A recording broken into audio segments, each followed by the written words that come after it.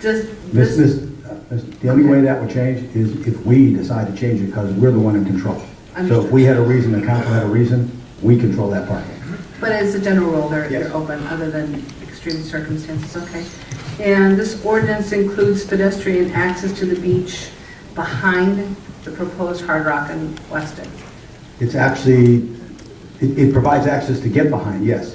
It's actually adjacent to, in the case of the Weston. The other's parking lot is further south, so it provides access. Actually, as part of the vacation of Lennox approach, That's true. we already required them, they have a temporary access there, and as part of the completed project, they are required to provide a public access on the northern portion of the property. I don't know if we had northern or southern portion, but we definitely provided a public access. So both projects will have public access. Okay, thank you. From the actual resort development area, not the Wisteria parking lot. In the case of the Hard Rock, it's going to be right there at the Hard Rock and right there at the Weston. Yes. Okay, and am I correct in that no beach parking will be removed or replaced until the Hard Rock or the Weston, the appropriate off-beach parking is constructed and finished? Constructed and Completed finished. project. It's in the... Constructed and there. finished, yes. Ms. Dennis? Yes. This is the belt and suspenders because we repeated it 3 times. Okay? It's just for your sake. It's on the record. It's on the record. It is on the record. And thank you for that, because this is, it's worth stating multiple times, Mr. Manager, in this discussion. This is worth stating in probably several different languages. I think it's what's interesting here too is we're replacing 87 spaces, 60, total of 87 spaces at a minimum with 150, at a minimum, depending on negotiations with the Hard Rock, which could be another 218. Is that is fair? Yeah, you have to wait and see what your stormwater changes are and stuff like that. But you're looking at around 150 at the Weston, and so that's an additional almost 120 over what we would have had. And then you already in 60 at the Wisteria. If that other opportunity comes along, then it'll really depend on how big that property is and how we can divide it up. Our goal would be if that option presented itself at a price that makes sense for us, and you make that clear, then quite frankly, that would be a better option because you'd have a lot more spaces at a more strategic place in somewhere. And all oceanfront. All ocean. Thank you. I'm done, Mr. Chair. Thank you. All right, Mr. Lowry. Thank you, Mr. Chair. Again, being redundant, I guess it is, this area too, once it's completed, handicap accessibility will be greatly improved from what's there now, as well as providing off-beach parking for vehicles who don't do well in the sand and so forth that maybe could not access the driving. Correct. Thank you. All right, Mr. Daniels. Thank you, Mr. Chairman. I would like to, I know he's not here, but I would like to congratulate Henry Walfon with the determination he has shown to bring this project forward. I'm sure he came to town, seeing the expensive land, probably thinking about flipping it and not doing anything, fell in love with the community and decided to do something good for us. It would be a terrific project, bring people in that don't normally come here, absolutely wonderful. Again, though, my concerns are really kind of the same. If there's uncertainty concerning the rights we are granting, particularly with the Hard Rock. I mean, they're going out longer, and they're going out past an election, they're going out past the referendum, and it's seems to me not a very good position to put them in. I'm glad to see that they're willing to do it, and that they're willing to cooperate with us in getting this other land and to give it to us so that we can provide more off-beach parking than will be taken away by their project. It speaks well of them. It speaks well of the people that are behind it. I met with Mr. Ott for the first time, I guess, yesterday or the day before. And you know, he impresses me as a gentleman that knows what he's doing. So I really do think this project is on the road. I think that you have the people that can put it over the line. And Mr. Eckert, do you have any comments? Yes, sir.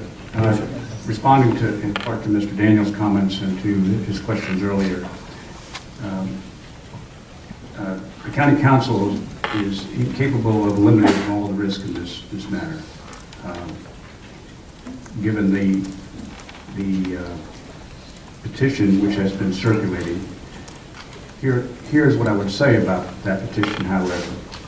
I believe it is unconstitutional on multiple levels, not least of which pertinent today is the fact that it purports to say that if it is adopted, that it invalidates an action that the county council may take today that is clearly lawful at the time it was passed, if it is passed. So in that regard, that's among the issues of its constitutionality. If I am mistaken about that principle, there are other constitutional principles that would come into pass. And I believe that there would be strong arguments that for the reasons that you have indicated, Mr. Daniels, that the charter amendment, if it would come to be, should not be applied in this circumstance. There's a strong balancing of interest, I would say, in favor of allowing the action that the council would take. It's hard to imagine all those contingencies because I start with the premise that the council is entitled, if it sees fit, to adopt the ordinance which is before you today. And we would defend that action if it is challenged. I advise you that, in my view, that the charter amendment that is being circulated is unconstitutional, and we may maybe worth some subsequent discussion. But your action is lawful today. We cannot eliminate all the risks. There are constitutional principles involved which may mitigate that risk on behalf of developers, but we cannot eliminate all of them for them. I think you're right. I mean, I think making it retroactive probably cut its chances of being sustained in half. I don't think there were much to begin with, but that probably did. That was probably overreaching and would be the death knell for it. But you know, we do have ordinances that don't confer vested rights, and we have an election coming up, and you know, things may change after the election. Those may change after the election. I do know that there would be some possibilities of causes of action against the county should that happen, and whether or not that they would be successful is, you know. Well, I cannot on behalf of the county waive any defenses that the county may have at that time.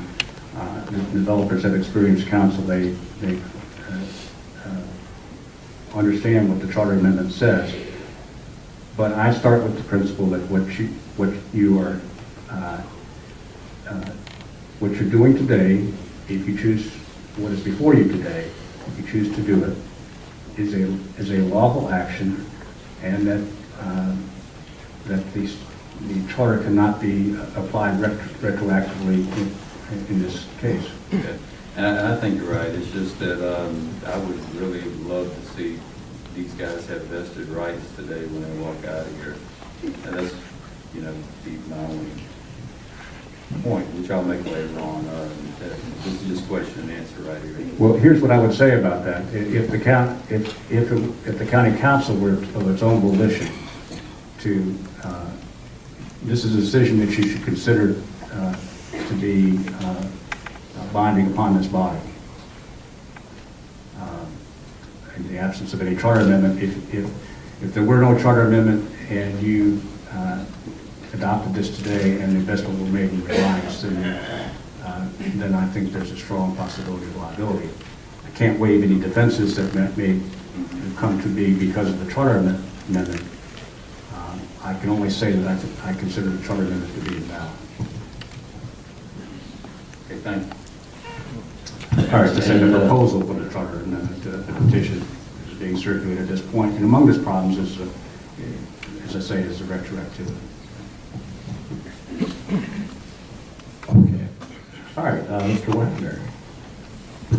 I'll be short, but Doug, I think what would happen if you, I love hypotheticals as you do, it'd be specific performance. It's unique. They can enforce it, right? Dan, couldn't they argue specific performance of something? I mean, you'd have to have a lot of triggers. But it'd be, all they have to show is that they relied on the action that was lawful at the time they made this decision. And they'd argue to the court of specific performance because you're not creating more beachfront. You're not creating more beachfront land. I know it's not. Well, again, the action is lawful today. Among the issues which would come to pass is whether or not the charter amendment would affect an impairment of contract.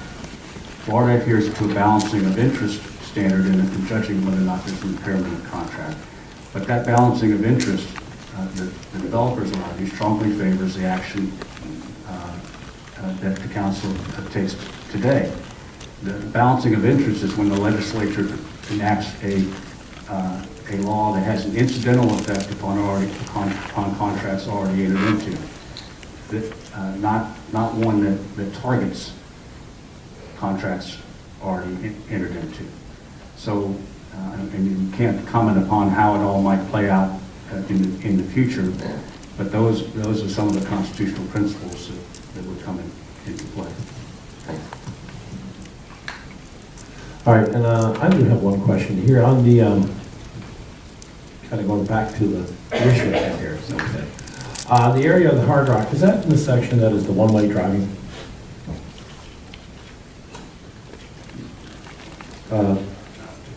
It is not part of the one-way driving area? Because I thought the one-way driving kind of extend, it is part of the one-way driving? I got the, okay. Do we need to incorporate switching that? Because if we put a Hard Rock there, Mr. Chair. entrance, we'll have to make it two-way. Mr. Chair, in the plan, we've already looked at all those areas. There are a couple, and I've told the newspaper, where depending upon how it would function, we may have to make them two-way. That's something that we'll routinely do. Okay, so we don't have to do that today? No, and I already have, in other words, I can't suppose you're gonna do it, we've already looked at it. I know that we've agreed that we can meet every change with no problem with beach safety. We've already looked at all the different options. All right, very well. Okay, is there any further staff report on this matter? No. Any of the three ordinances, okay. Seeing how this is going to be we'll close the staff reporting section here at this point, and if it's the pleasure of this council, we'll go ahead and take a 10-minute break because we are going to be here for quite a long time. Is there any objection? Move for recess. We will take that recess. We will be in recess. Mr. Chair, Mr. Chair. Oh, Mr. Chair. everybody, well, hold on. Hold on. Order. Order. Before you go off and let everyone on recess, you may want to Yes, I was gonna go. clarify, while everyone's still quiet, the issue about if you want multiple people. Okay. Someone to speak for multiple people. Okay, so, okay, here's the deal. I have a couple of piles here that people have. We have multiple groups of 3 or more people. If you have 3 or more people that are in one group that would like to speak as a group, and you choose one speaker to speak for that group, we will allow 6 minutes for that group of 3 or more. If you have done so or have not done so and you would like to do so, please get a hold of Ms. Zimmerman here. We'll find your slips, put you together, and we will staple them together with the speaker of the group on top. And we will afford that person 6 minutes. Everybody else will get 3 minutes as an individual. And the speakers, that if someone's speaking for multiple people, Yeah. those people will have a right to stand and be recognized while that speaker's speaking. And the chair will specifically name the people that that person's speaking for.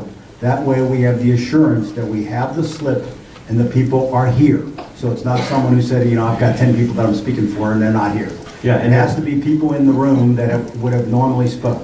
So what we'll do is we'll read the names. Now, when he reads the names, if you have a group, this is important, and you believe that your name was not read for some reason, you need to, the chair will ask this at the end when he reads the names.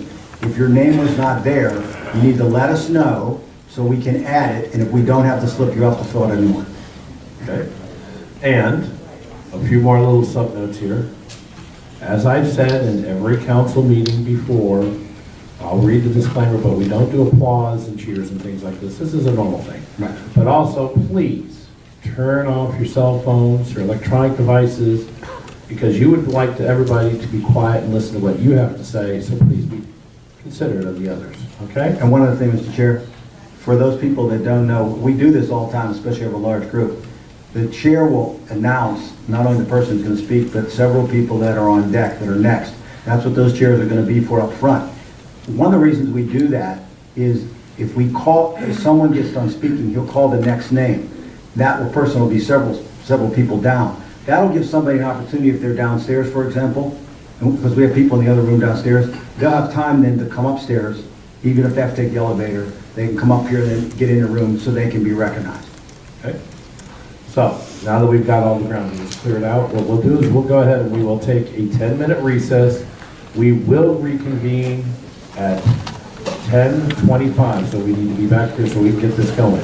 All right, we will be in recess.